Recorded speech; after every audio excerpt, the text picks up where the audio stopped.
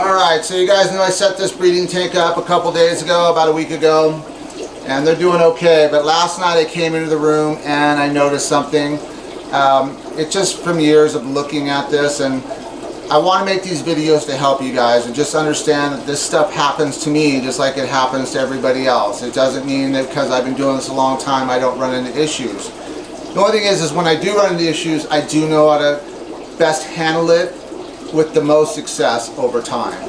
And this is one thing about having your stuff on hand, because if I didn't have this stuff on hand this morning, I would have had to go and search, and I would have gone to a fish store and probably bought some crap that doesn't work or is not potent enough to make it work, or the directions don't give the correct dosages. So then I would have had to order it online or find someone that had Pure Metro. Luckily I have a lot of it, so I was able to take care of the situation first thing this morning. But last night I came into my room and I noticed one of my discus, the wild discus, had a little dent in the back of his, behind his stomach. Now that doesn't mean necessarily there's a problem, but what it does for me is now I'm giving that fish attention, special attention, because I see something that's not normal in the discus. And that dent usually means, it doesn't always mean, it could just be a malnutrition thing or something, but it usually means that they have the spironucleus or the hexamida. So basically it put me on alert to watch. This morning I came in and I seen the white long stringy poo, the feces, and so I went right into action. First thing I did was turn up the heat. Okay, so I got the heater up. Now the heat, it's not going to start heating up right away, so then I did a water change. I did about a 30% water change, and then only brought it up to about 70 gallons, because if I can treat 70 instead of 80, that's better as far as cost.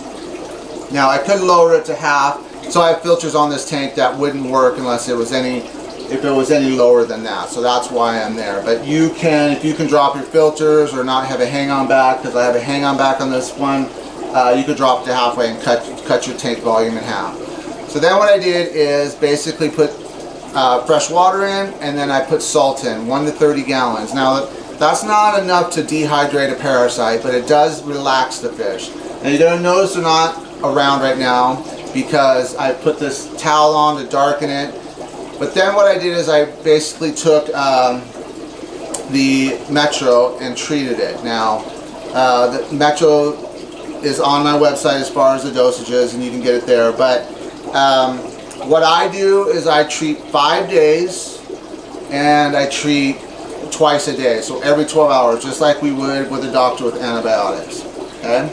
I want to make sure I put it in the right dosage, and one thing with Metro is it's been way overused in our hobby, so it's kind of one of those things that you can even go a little bit heavy and you'll be fine with it, because it's going to, you know, you don't want to go under no matter what. You definitely want to go at or a little above. So we have the heater, the water change, the salt, and then the Metro. Okay? Now what I also did was, there's fish in here that are still, they're all thriving and eating. Even the one with the parasite is eating. So then what I did is I took black worms and I put a little bit of Metro in those black worms, added a little bit of vitamins, and then the fulvic acid. So that'll help them as far as them all eating it. And I actually put 2 cubes together, and they had medicine in those and then stuck them to the glass.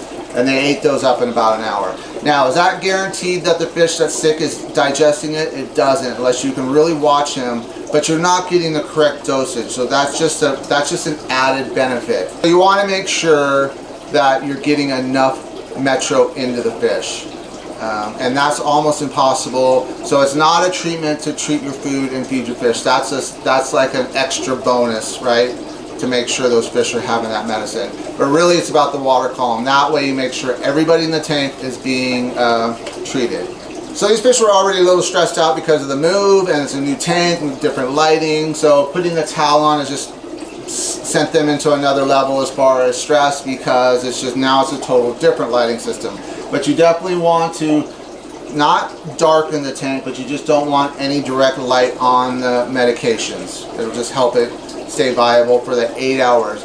Metro's only good for 8 hours, so if you're treating the tank once and think you're handling it, basically within 8 hours that Metro is gone. And that's why the Metro Prazi system does not work, because the Prozzy can stay good, I think, for 7 days or even longer, I believe. But, you know, we want 4 days out of that Prozzy. I didn't have access to Metro. What I would probably do, now I'm not recommending this, but if I would try to find an alternative method. Is it effective? I don't know, but to me, what I would do is I would turn up the heat to 90 degrees, right? And then I would, let me think about this. I would probably go 1 to 5, so 1 tablespoon to 5 gallons of salt. Now, I use sea salt. I know there's people that say you can't use sea salt in the fresh water, but at that dosage, it's still so low. And basically what we're trying to do is dehydrate that parasite, right? We're trying to make sure that parasite can't thrive in that salinity. Now, does it affect the fish? Over time, yes, it will affect the fish. So that's why I recommend only 3 days at that. Now, what I would probably do is let that go, and if I wasn't seeing results, I might bump that to 1 to 3, and I've even done 1 to 1 with no issues. So I know that sounds extreme to some people, but that's what I would do if I didn't have Metro. I believe it would just help the immune system of the fish take over, and it would dehydrate the parasite. Now remember, do not leave salt in your freshwater tanks. This is a therapeutic amount, right? This is just enough to kind of relax the fish. It adds a little bit of slime coat. Now we would never want to do a praziquantel because we're trying to leave that slime coat loose, right? So that's what I would do if I was, you know, in a different country and I didn't have access to metronidazole. But I just want to make this video to kind of let you know that these problems happen to me, and I want to make sure that you guys have the information to at least have a fighting chance if you see this. Now, if you see the dent in the fish, it's not 100%, so don't freak out if you see that. But if you do see the dent in the fish behind the stomach, that's just a sign to say, hey, I got to keep an eye on this tank, right? Is everybody eating, especially at feeding time, is everybody eating the food? Everything isn't always rosy here, and it's not perfect, and I'm human, and things happen, and you know, I wish I could say I had all the answers. I don't, but I really, if I can help one person with something as far as having an issue and they're struggling, that's what this channel is about. It's not about me being on camera, and to tell you the truth, I don't even like being on camera, but it's something that I feel is necessary because before I did YouTube, I was basically helping people one-on-one, and I just thought if I could help more people, even a couple people or a few people at a time, that would be amazing. So that's why I started this channel, and also on a bet. But that's besides the point.